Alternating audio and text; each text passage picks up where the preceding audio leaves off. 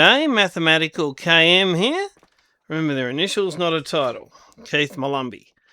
Weighing in at a 1472. Hey, up to 1487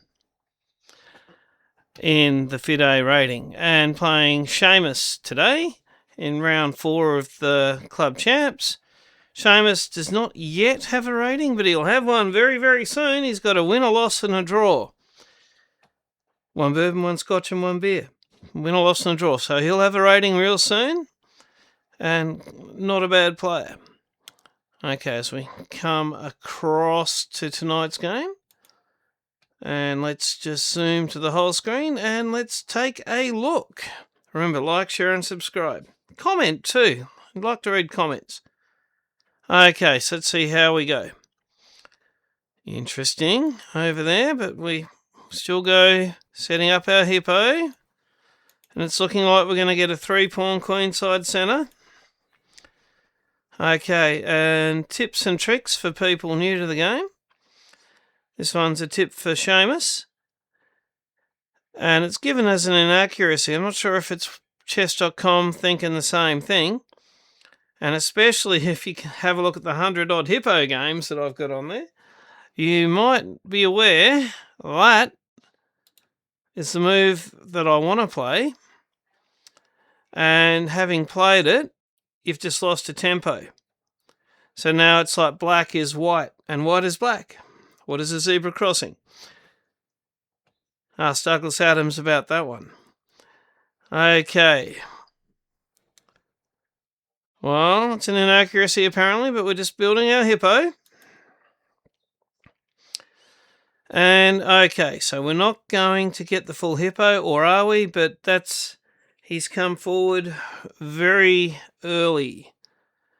And it's a mistake coming forward. And it looks like D takes C5 on the basis of he takes back, I take his queen. He's not going to lose castling rights or anything though, because he's going to take back with the knight, but I guess he then has a knight on D1.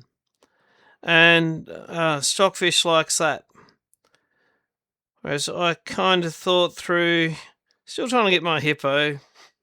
Not as good. It's a miss. But if he comes forward, he just loses the pawn and develops my knight, so that's unlikely to happen. If he takes, I take back, and then the queen protects both of the pawns, and you've got your Hippo just without the C pawn, with the queen doing the extra duty there. So I was kind of still trying to get the full thick-skinned Hippo set up, sort of. And he's taken. And computer likes queen takes. And I can kind of see that, but I've stayed with the water horse here, given as an inaccuracy. So when we see my final percentage, you're going to see a little bit of the drop is from me staying in the mould of what we're used to, getting that water horse going, the old hippopotamus. Okay, so he's backed up that pawn. It's going to let that bishop out. Usually we get the knights first, but I've gone the bishop, and it's a good move. And it's unlikely, but a developing move with that bishop would result in that rook being trapped. You got to give people the opportunity to go wrong. Okay, and nice move. Excellent, in fact. That stops the trapping of the rook if the bishop develops. So, nice move. It's protected by a knight. For now, we've just got the one bishop on it. This bishop is threatening that pawn. It's only got the one guard, and that guard's a queen. Things to always bear in mind. Keep checking your Hippo bishops. But for now, let us just prevent both developing attacking moves. And as far as pawns go, we now have the entire Hippo, barring Charlie, who's Charlie's not going to roll up. Charlie is gone. But we've essentially got our hippo pawn structure, and the queen is doing Charlie's job. We can develop the knights and pretty much into standard fare. But no, e5. Okay. D-pawn pushes, lock it up. Having said that, and I know he didn't do it, but the lock it up with the D-pawn pushing is usually to get a pawn chain starting with Charlie, headed for where his king is likely to be. We don't have Charlie, so even the D-pawn pushing would be worth thinking about. But E-pawn, maybe take it, is the chess giant Solomon Riddell. I should put a link to his Hippo course in the comments, in the description below. But I have looked at, this is a common theme that Solomon takes us through. We take, he takes, queen takes queen. It's even better if he doesn't have a knight there, because he'll lose his castling rights. But even if he takes with his knight, we then go up a pawn, and not just any pawn, we go up a central pawn. Bishop takes the e-pawn. So that's what should happen. We take. It's a great move. He takes, we take. He takes with the knight, keeping castling. And we are now up the pawn, and it's a central pawn. We've got 4-on-3 over on the king side and 2v2 over on the queen side. So that's nice. Those of you who watched Let There Be Blood, last week's game, there was heaps of pieces and pawns on the board, and then bang, 9 captures of minor pieces, major pieces, and queens. And then it was basically king and pawn endgame. And at that time, Mr. Radicic, good old Matt, had the extra pawn and he knew how to use it. So for now, if you were to take all the pieces off and only have the pawns, I'd be half a chance with that extra pawn with the 4v3. But okay, and the other lesson from last week versus Matt was quite often when this bishop's gone out and done something, it wants to come back. It's actually the top move. But after due consideration, I thought, let's not only have 4 versus 3, but just, first principles sort of stuff. Let us give Seamus double isolated pawns on the same side that we've got the majority. So again, looking for if we can trade down into, it's a technical endgame from very early when the queens went off, but if we can get it down to a king and pawn endgames, I like my pawns a lot more.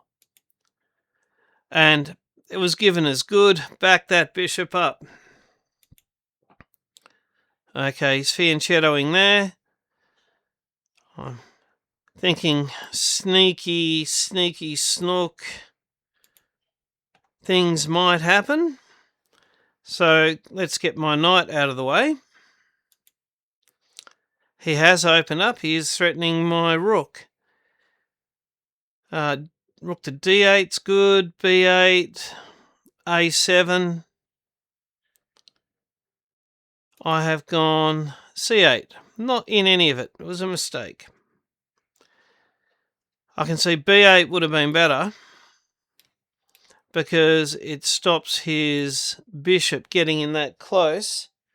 And I can see, having played the move, my a-pawn is not going to be long for this world. My a-pawn is not going to be long for this world. They liked rook c7, threatening the bishop, forcing the bishop to take my piece. So now I've gone the rook further out, activated. Things may happen. I would like to get my other rook behind. He takes the A pawn, as we predicted he would. We've got our knights in their starting position for the hippopotamus. There's just a little bit of the hippopotamus missing or shifted, but the knights have hit their starting post. That also will allow castling. Here comes his A pawn. He now, and if you're looking at white's position, looking for an advantage, he does have 2-1 in the pawns on the queen side. Castling was best.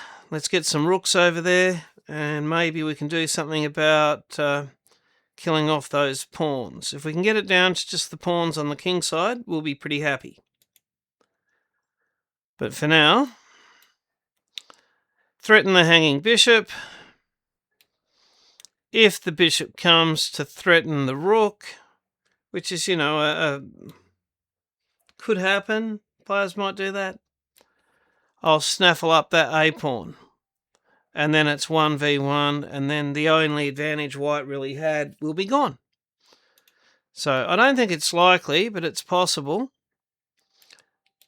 More probable, I was thinking, was the bishop here, where the pawn protects the bishop and the bishop protects the pawn, and it's threatening this knight.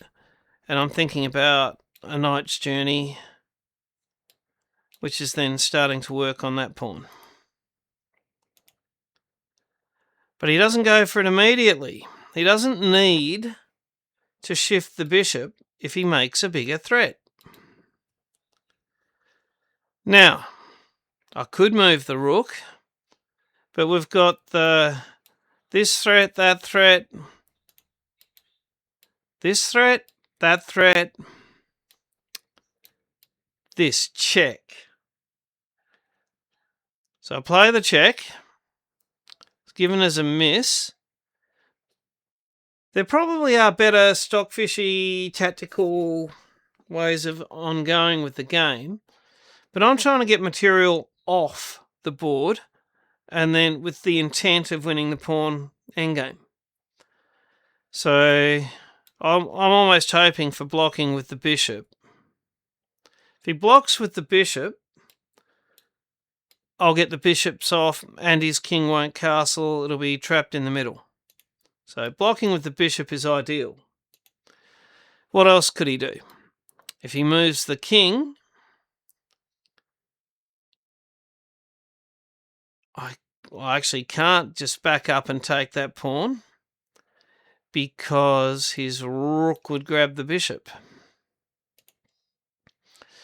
But the bishop is not under threat if he moves his king. I'd need to move the rook.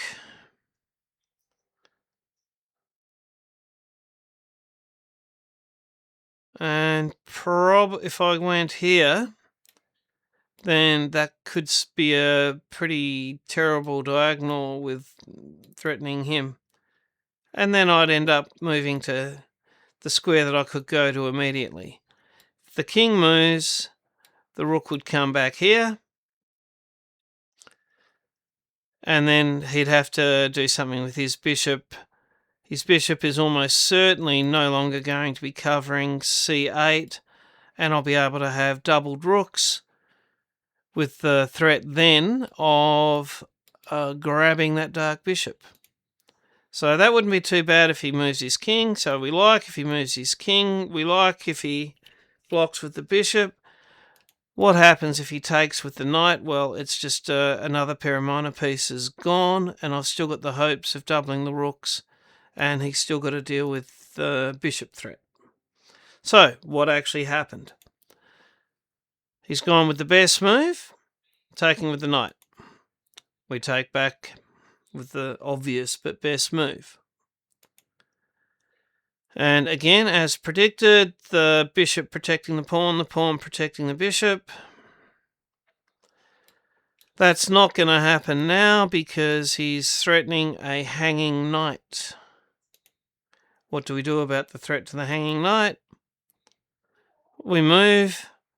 That would be a nice outpost for that knight, threatening two pawns that we'd like to see the end of. But white's move, initial panic. Danger, Will Robinson. For those of you who remember Lost in Space, which will not be all of you watching this video. Do yourself a favour and look up Danger, Will Robinson on YouTube if you're unfamiliar. From Lost in Space. Seems like a fairly good threat, really. The rook and the knight, they're both hanging. The rook doesn't protect the knight, and another bishop grabs it. You'd think if I move the rook, I'm going to lose that knight. You might notice there's only one good move, and I found it. After the initial moments of panic, looking for a defensive resource, let's just slide to the side. Sure, you can take the knight. And then if you do, you'd think I'd take you, and then you'd get another knight, and you'd get 2 pieces for the rook, but it's not going to happen that way. If you take the knight, when I take the rook, comes with check. Ouch. So, what looked like a really good skewer didn't work. Came close. So he's threatened threatened the rook, and I can see what Seamus is thinking. He's thinking along the lines of bishop covers, bishop's attacking, bishop covers, pawn covers. How many safe squares has he got? That one or that one. If I move my rook out of danger, then he snaffles that knight as per original plan. Not bad thinking, but it falls over only because Barry is hanging. The hanging of Barry. And unfortunately for Seamus, after Barry has been hung, evening it up in the pawns on the queen side, he still can't move that bishop. Or he'll lose the rook. And after having that wonderful near tactic not quite work, and having played quite well up until now, mistake doesn't quite cover it. It was an unfortunate move, perhaps, because we have check, and it gets worse. The king moves, we get 2 rooks. And from there, we've got 3 on 2, and 2 rooks and a knight versus 2 bishops. It's just, and I've got the better pawns. It's almost, too late at that point, but he's played on for a bit, and well within his rights to do so. Protecting the pawn that was under threat. One of the pawns that was under threat, so I've grabbed that one. Threatening the rook. And now we hit a moment where Stockfish is probably not going to like what I do. But I put it to all of you, and please comment. What do you think 3 versus 2 is not as good as 2 versus 1? 33% up to 50% up. No, 100%, sorry, 2 versus 1. And 50%. 3 over 2 is 1.5, and 2 over 1's 100% up. The ratio changes. You're better off with 2 versus 1. And if that one is a bishop, then half the squares on the board are not lava.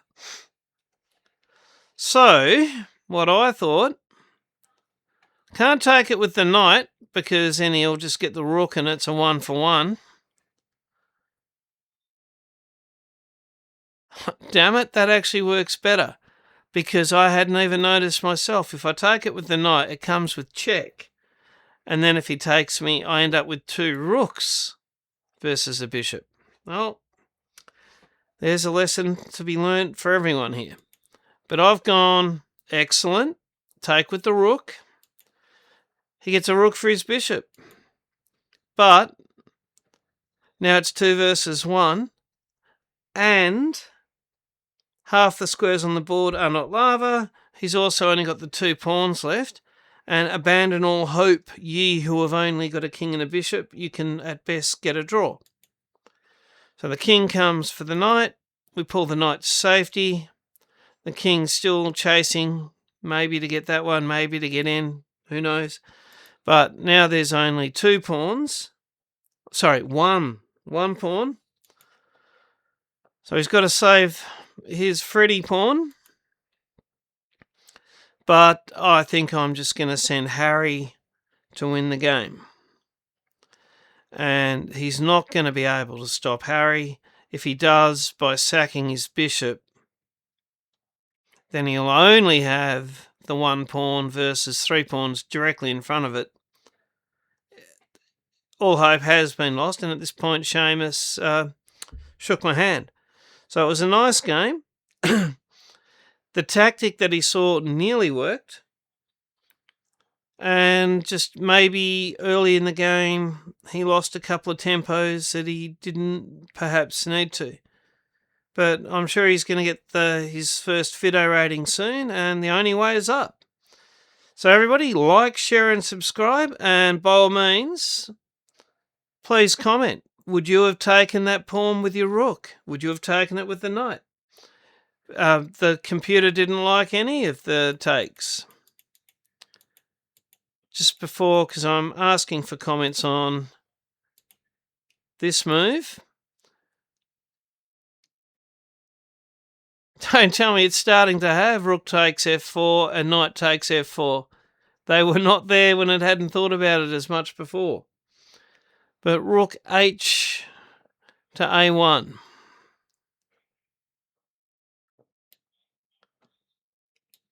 Maybe that results in a mate earlier. But keep it simple. Get him down so it's 2-1 instead of 3-2.